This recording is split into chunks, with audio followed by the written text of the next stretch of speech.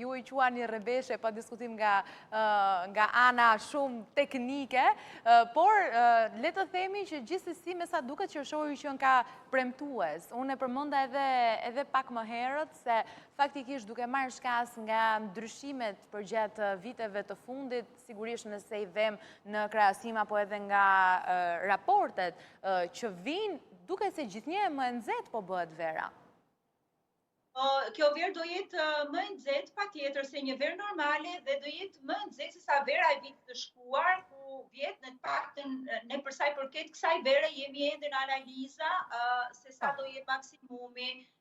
se është një verë që ne e presim, por i kemi të qarta analiza që kemi parë në verat e shkuara, kemi patur një verë shumë të nxehtë, vera më e nxehtë në historitë 2023, kemi patur një verë sërish të nxehtë 2024, kemi patur një verë që ka qenë më pak e nxehtë 2025-a duke krahasuar me 2023 dhe 2024, por një verë më e nxehtë se një verë normale, ndërkohë parashikohet që edhe kjo verë të shënojë temperatura më të larta. A do kemi këtë verë thyrje të rekordeve të verës 2023? Kjo ende mbetet për tu parë, sepse ne jemi vetëm në fillimin e saj, sapo do startojmë dhe kjo është shumë shpejt për bërë një parashikim se sa do jetë maksimumi i kësaj. Por duke qenë se unë po e theksoj që